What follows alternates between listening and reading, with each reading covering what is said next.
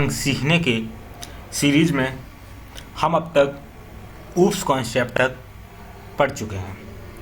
Object oriented programming concept में मैंने आपको बताया था कि जावा में 3 बेसिक फीचर्स होते हैं जो इसको ऑब्जेक्ट ओरिएंटेड बनाता है।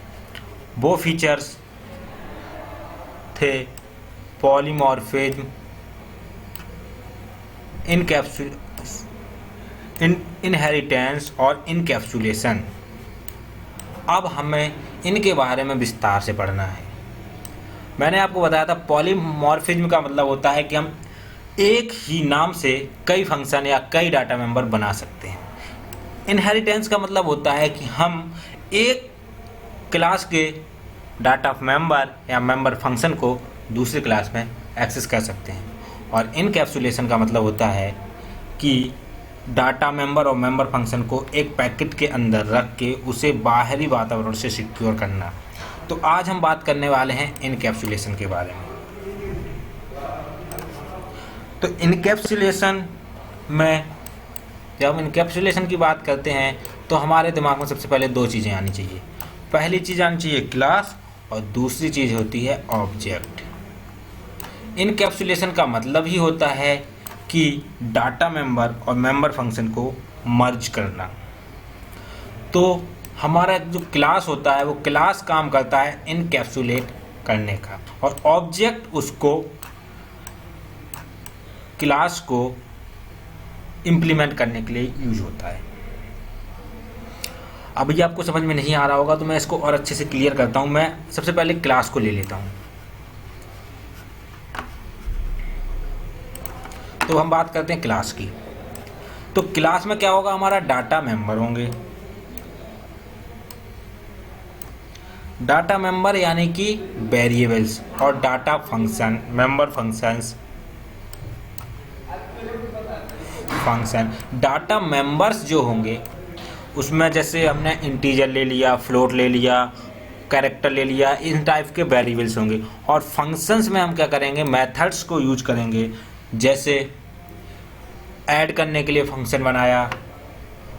तो इनकैप्सुलेशन का मतलब होता है, इसकी डेफिनेशन जो ओरेकल ने दी हुई है या जो जावा ने दी हुई है उसका मतलब होता है wrapping a data member and member function into single unit is known as encapsulation, and that unit, जिस यूनिट के अंदर हम इनकैप्सुलेट कर रहे हैं, इज कॉल्ड क्लास। तो क्लास के अंदर हम डाटा मेंबर और मेंबर फंक्शन को इंक्लूड करेंगे। अब क्लास क्या होती है, class is the representation of group of similar data type of object. अभी मैंने बताया कि इनकैप्सुलेशन से 2 चीज़ें रिलेटेड हैं, क्लास और ऑब्जेक्ट। तो क्लास क्या होती है, उस ऑब्जेक्ट का कलेक्शन होती है सिमिलर टाइप का। चलिए इसके लिए हम एक एग्जाम्पल लेके समझने की कोशिश करते हैं। अब जो हमारे डाटा मेंबर होंगे वो भी 2 टाइप्स के होते हैं, इंस्टेंस एंड स्टैटिक।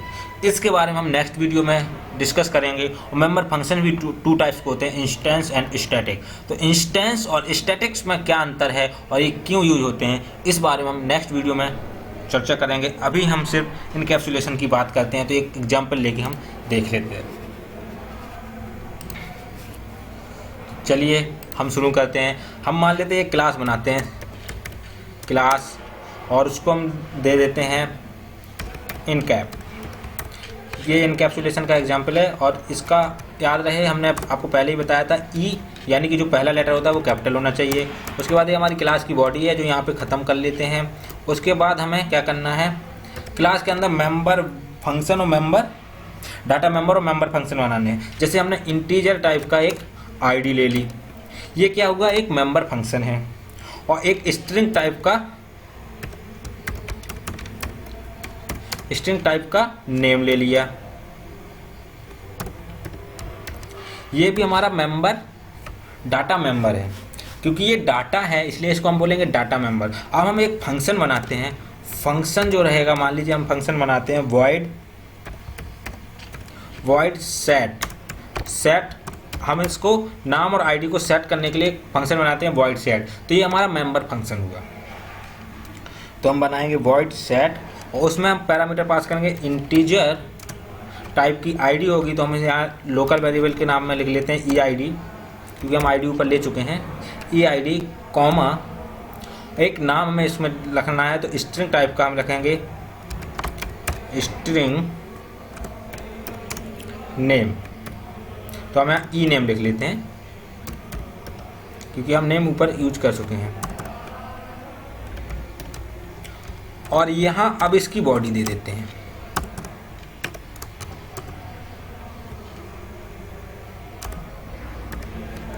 यहाँ पे इसकी बॉडी क्लोज करते हैं और इस बॉडी के अंदर हम लिखते हैं आईडी में जो वैल्यू स्टोर होगी वो ई आई डी होगी, और नेम में जो वैल्यू स्टोर होगी वो होगी ई नेम।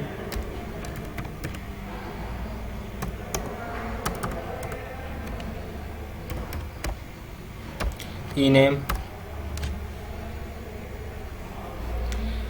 तो क्या हुआ, हमारे इस वेरिएबल्स में यहाँ से हम जो भी फंक्शन के अंदर वैल्यू लिखेंगे वो इसमें सेट हो जाएगी। अब हम क्या करते हैं, एक सेम गेट नाम का फंक्शन बना लेते हैं, इससे हम गेट करेंगे। तो यहाँ पे हम लिखते हैं void गेट और इसकी बॉडी दे देते हैं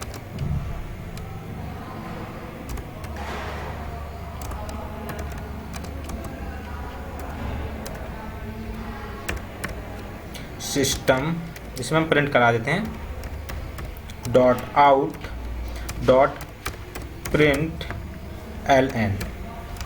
और इसमें हम क्या क्या प्रिंट कराएंगे, आईडी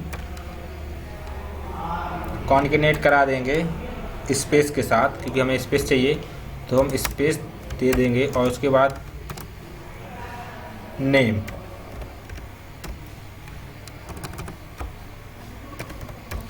आप इसको, अगर आपको ये समझ में नहीं आ रहा है कि हमने ये कैसे किया है, तो इस पर आप कंफ्यूज मत होइए। आप एक पोर्शन में यहाँ पे आईडी को प्रिंट करा दीजिए और नेक्स्ट पोर्शन में आप नेम को प्रिंट करा सकते हैं। इतना हिस्सा डिलीट कर दीजिए और नेक्स्ट यही सेम स्टेटमेंट लिखिए और आईडी की जगह नेम कर दीजिए, तो आपके दो लाइन में अलग अलग आ जाएगा। मैंने क्या किया, एक ही स्टेटमेंट में दोनों को प्रिंट कराने की कोशिश की है। तो जब भी हम गेट मेथड चलाएंगे तो वो क्या करेगा, इसमें सेट नेम और आईडी को प्रिंट कर देगा। अब हमें क्या करना है, एक मेन मेथड बनाना है जो जहाँ से हमारा प्रोग्राम स्टार्ट होगा। तो पब्लिक स्टैटिक वॉइड मैन,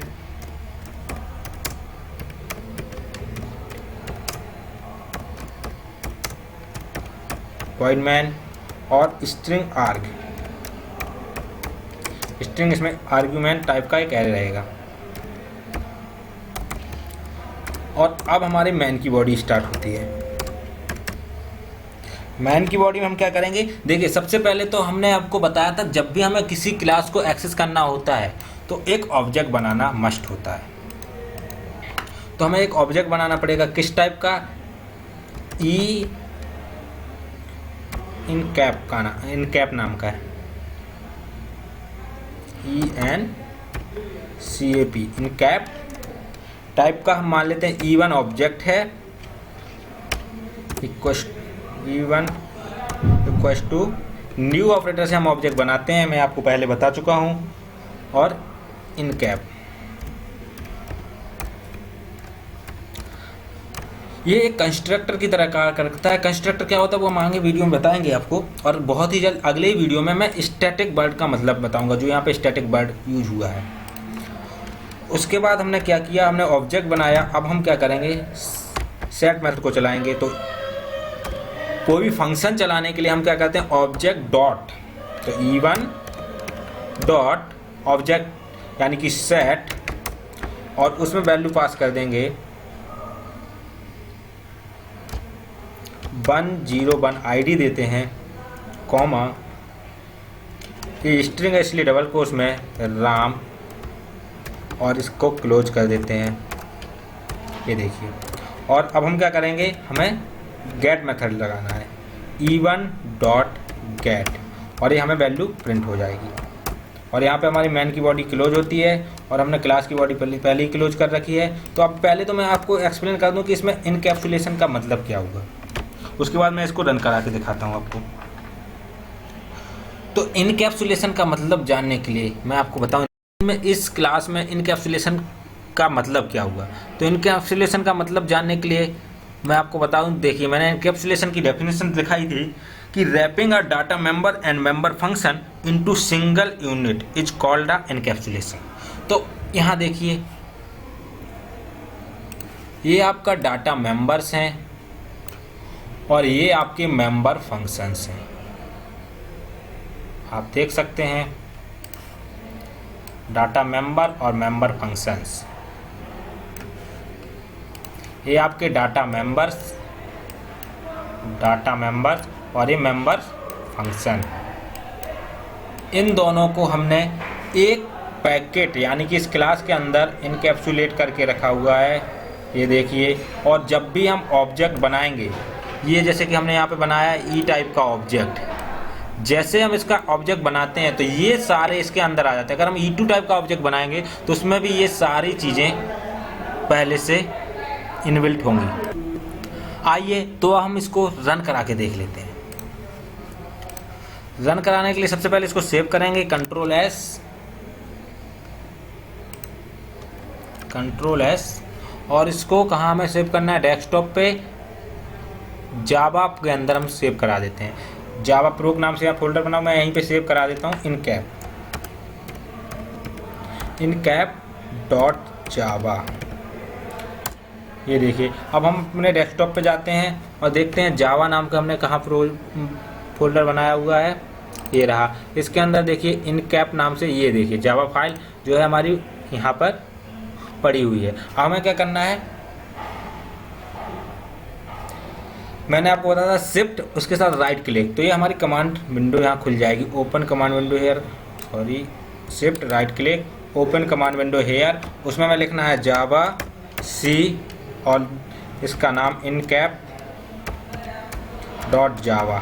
देखते हैं कोई एरर तो नहीं है, इंटर करेंगे और एरर चेक करेंगे। हो सकता है एरर हो और हो सकता है एरर ना हो। देखिए यहाँ एरर नहीं है। अगर आपके में एरर नहीं आती है तो ये अच्छी बात है, अगर एरर आती है तो आपको चिंता करने की ज़रूरत नहीं है। जितनी ज़्यादा एरर आएगी आपको उतना ही ज़्यादा एक्सपीरियंस मिलेगा। चलिए अब मैं इसको रन करा देता हूँ। तो जावा इनकैप, और ये देखिए क्या प्रिंट करा, ये देखिए 101 राम। यहाँ पे देखिए मैंने क्या सेट किया था, 101 राम, तो ये सेट हो गया। यानी कि हमें यहाँ इनकैप्सुलेशन का मतलब क्या हुआ, इनकैप्सुलेशन का मतलब सिंपल सा बस इतना हुआ कि यहाँ पे हमारा ये डाटा मेंबर था और ये मेंबर फंक्शन थे, इनको बस एक पैकेट के अंदर रख के और ई नाम का एक ऑब्जेक्ट बना। जैसे ही हमने यहाँ पे ई लिखा, यानी कि ई के न्यू ऑपरेटर के साथ ई लिखा, तो यहाँ पे एक बॉक्स बना और उसमें ये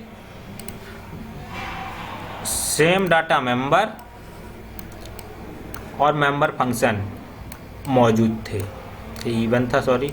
अगर हम E2 टाइप का ऑब्जेक्ट बनाते हैं, सेम क्लास का इनकैप टाइप का E2 ऑब्जेक्ट बनाते हैं, तो फिर से एक बॉक्स बनेगा और उसमें फिर से ये फंक्शन रहेंगे। और उसमें फ़र्क क्या होगा, उसमें फ़र्क ये होगा कि इसमें जो फंक्शन या जो मेंबर मौजूद हैं उनका इससे कोई लेना देना नहीं है। ये अपनी जगह अलग है, ये अपनी जगह अलग है। अगर हम इसमें कोई चेंजेस करते हैं उसका फ़र्क यहाँ नहीं पड़ेगा, और यहाँ कोई चेंज करते हैं उसका फ़र्क यहाँ नहीं पड़ेगा। मतलब क्या होगा, यहाँ पे ये इनकैप्सुलेट होके यहाँ आ गए, ये एक पैकेट बन गया जो कि बिल्कुल अलग है और बाकी किसी चीज़ से इसको मतलब नहीं है। बाहर क्या हो रहा है उससे इसको, जैसे इसके अंदर क्या हो रहा है उससे इसको कोई मतलब नहीं है। तो एक पैकेट ये बन गया, एक पैकेट आपका ये बन गया, तो इसे कहते हैं इनकैप्सुलेशन। ये क्या कर रहा है, अलग से इसको फोल्डर बना दे रहा है और इसके अंदर कोई चेंजेस नहीं हो रहे हैं। तो ये हमारा इनकैप्सुलेशन का कॉन्सेप्ट था। तो अगले वीडियो में हम बात करेंगे इनहेरिटेंस की। इनहेरिटेंस का मतलब होता है कि हम एक क्लास की चीज़ों को, जैसे ये हमारे मेंबर फंक्शन और डाटा मेंबर हैं, उनको दूसरी क्लास में कैसे यूज कर सकते हैं। तो इसके लिए मेरा वीडियो को सब्सक्राइब कीजिए, मेरे वीडियो को लाइक कीजिए और मेरे चैनल को सब्सक्राइब कीजिए ताकि आपको मेरे अगले वीडियो की जानकारी मिलती रहे।